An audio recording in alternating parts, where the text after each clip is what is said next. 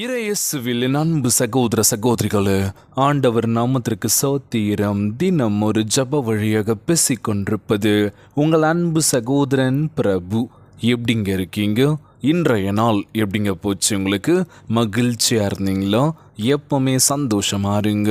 நம் ஆண்டவராகிய இயேசு கிறிஸ்து நம் ஜபங்களை எல்லாம் கேட்டு நம் அனைவரையும் ஆசீர்வதிக்க போகிறாரு. நம் இல்லங்களுக்கு வர போகிறாரு. மகளே மகனே கலங்காத, மனம் உடைஞ்சி போகாத, நான் இருக்கேன், உன் கூட தான் இருக்கேன், தைரியமாக இருன்னு சொல்கிறது யாருங்க? நம்ம இயேசப்பா.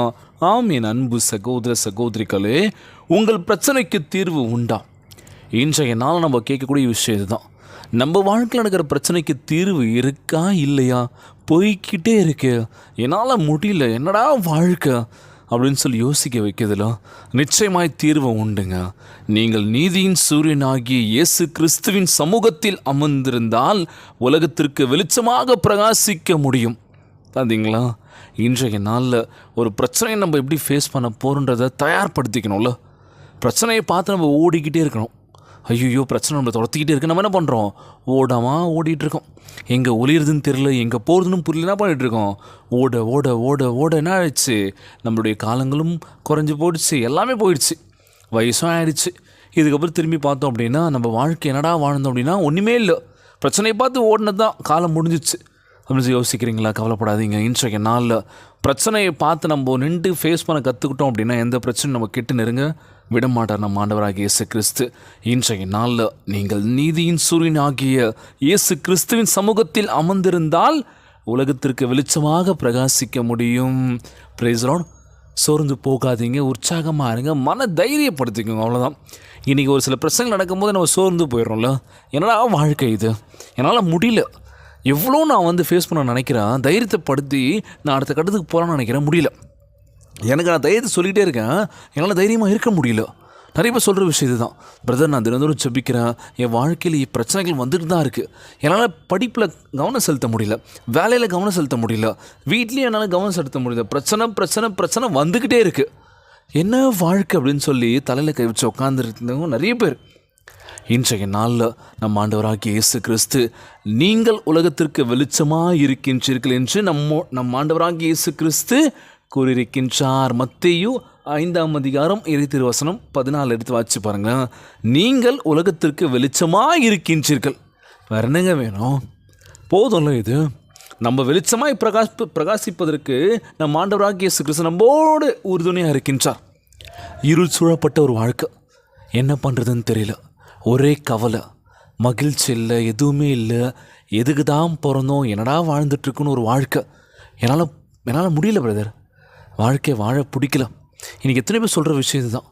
சலிப்பு தன்மையாக ஏதோ வாழ்ந்துட்டுருக்கோம், அவ்வளோதான், என்ன பண்ணுறதுன்னு புரியல அப்படின்னு சொல்லி மன வேதனை நீங்கள் எத்தனை பேர் கதறிட்டுருக்கோம்ல. ஆண்டவரே எங்களுக்கு மாற்றம் வராதான்னு சொல்லி யோசிச்சுட்ருக்கோம்ல. நிச்சயமாக நம்ம ஆண்டவராகிய இயேசு கிறிஸ்து நமக்கு மன மாற்றத்தை கொடுக்க போகின்றார். இதெல்லாம் மாறணும் அப்படின்னா நீங்கள் உங்களை முழுமையாக நம்பணும். நம்ம பண்ணுற விஷயம் கண்டிப்பாக சக்ஸஸை கொடுக்கும், இந்த பிரச்சனையிலேருந்து விடுதலையான ஒரு வாழ்க்கை கொடுக்கும் அப்படின்னு சொல்லி நீங்கள் நம்புனீங்க அப்படின்னா கண்டிப்பாக வாழ்க்கை உங்களுக்கு சூப்பராக ஒரு பாடத்தை கற்றுக் கொடுக்க போகின்றது. ஏன்னா மற்றவங்க சொல்லி மற்றவங்க இது பண்ணி நீங்கள் அதை திருந்த வேண்டிய அவசியம் கிடையாது. நீ மனமாற்றம் அடைந்த அப்படின்னா உன் வாழ்க்கை பிரகாசமாக இருக்கும். கண்டிப்பாக ட்ரை பண்ணி பாருங்கள். நீங்கள் உங்களை மாற்றிக்கோங்க. இதுக்கு முன்னாடி நீங்கள் எப்படி இருந்தீங்கன்னு தெரியல, இதுக்கப்புறம் நீங்கள் உங்களுக்கு கொஞ்சம் கொஞ்சமாக சேஞ்ச் பண்ணிக்கிட்டீங்கன்னு வச்சுக்கோங்களேன், நீங்களே சாட்சி உள்ள பிள்ளைகளாக இருக்க போகிறீங்க. என் வாழ்க்கை மாறிடுச்சு பிரதர், எவ்வளவோ சோர்ந்து போயிருந்தேன், ஆனால் இப்போது ஆண்டவர் எண்ணத்தில் வருகின்ற பொழுது என் வாழ்க்கை எவ்வளோ வெளிச்சமாக இருக்கின்றது தெரியுமா அப்படின்னு சொல்லி கண்டிப்பாக நீங்கள் எல்லாருமே சாட்சி சொல்லணுங்க. இயேசுவின் அன்பினால் நீங்கள் நிறைஞ்சிருக்க போகிறீங்க. அதனால் சோர்ந்து போகாதீங்க. ஆண்டோடைய வெளிச்சம் உங்கள் மேல் உதிக்க போகின்றது. பார்த்தீங்களா? யாரோட வெளிச்சம்? ஆண்டவராகிய இயேசு கிறிஸ்துவோட வெளிச்சம் நம்மேல் உதிக்க போகின்றது. நம்ம வாழ்க்கை பிரகாசமாக இருக்க போகின்றது. மகளே மகனே கலங்காத, உற்சாகமாறு அப்படின்னு சொல்லிட்டு இருக்காங்களாம். இன்றைய நாள் எங்கள் அம்மாவுக்கு பிறந்த நாள். நிறைய பேர் வாழ்த்துக்கள்லாம் சொல்லியிருந்தீங்க, ரொம்ப மகிழ்ச்சியாக இருந்ததுங்க, ரொம்ப ரொம்ப சந்தோஷம் அப்படின்னு சொல்லுவேன். எங்கள் வீட்டு எப்படி சொல்கிறது, எங்கள் வீட்டில் நடக்கிற ஒவ்வொரு விஷயமும் உங்கள் என்ன ஷேர் பண்ணிகிட்ருக்கேன்.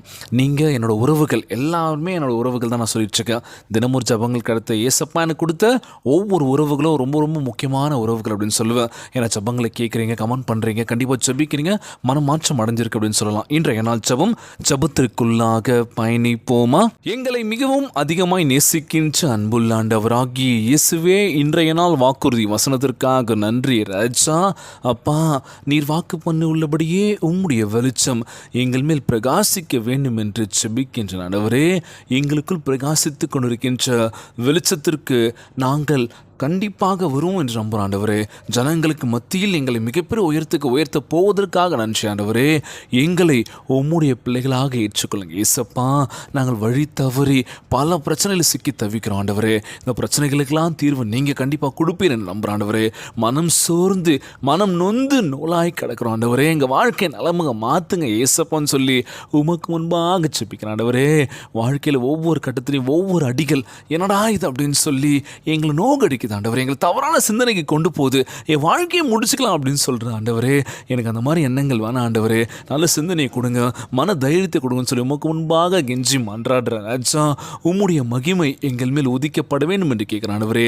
சூரியன் உதிக்கின்றதைப் போல உம்முடைய பிரசனம் எங்கள் வாழ்க்கையில் பிரகாசிக்கட்டும் அப்பா.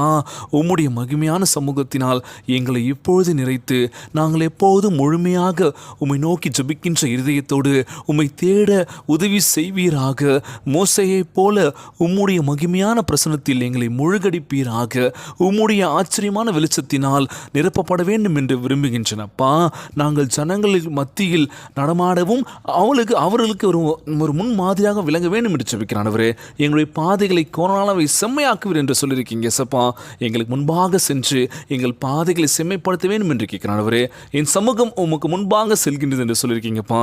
எங்கள் வாழ்க்கையை மாற்றுங்கப்பா, உதவி செய்ய வேண்டும் என்று கெஞ்சி மன்றாடுறப்பா. அந்த ஜபத்தை கேட்டுக்கொண்டிருக்கின்ற அன்பு சகோதர சகோதரிகள், என் அன்பான உறவுகள் எல்லோரையும் பார்த்துக்கோங்கப்பா. யாருக்கு எந்த கஷ்டங்கள் துன்பங்களை கொடுத்துறாதீங்க ராஜா. நோய் நொடியினால் அவதிப்பட்டு கொண்டிருக்கின்ற ஒவ்வொரு சகோதர சகோதரிகளை உமது கரங்களால் தொடர்ந்து நோயில் அகற்றி போடுவீராக. உம்மால் கூடாத காரியம் ஒன்றுமில்லை இயேசப்பா. எல்லோரையும் பார்த்துக்கோங்கப்பா. எல்லோரும் நல்லா இருக்கணும் ஆண்டவரே. ஒவ்வொரு குழந்தை செல்வங்களை ஆசீர்வதிங்க. உடல் தெம்பும் வலிமை தர வேண்டும் என்று ஜெபிக்கிறேன் ஆண்டவரே. இந்த வெயிலின் தாக்கம் குறைய வேண்டும் என்று கேட்கிறேன் இயேசப்பா. எல்லாம் பாதுகாப்பாக இருக்க வேண்டும் என்று கேட்கிறேன் ஆண்டவரே. எல்லோரையும் பார்த்துக்கோங்கப்பா. இன்றைய நாள் ஜெபம் இயேசுவின் விலையேற பெற்ற நாமத்தினாலே ஜெபிக்கின்றேன் நல்ல பிதாவே, ஆமேன் ஆமேன். இயேசுவுக்கே புகழ், இயேசுவுக்கே நன்றி. மரியே வாழ்க. God bless you all. தொடர்ந்து ஜெபியுங்கள், வேதத்தை வாசியுங்கள். ஆண்டவர் நம்மோடு கூட இருக்கின்றார். மரியே வாழ்க.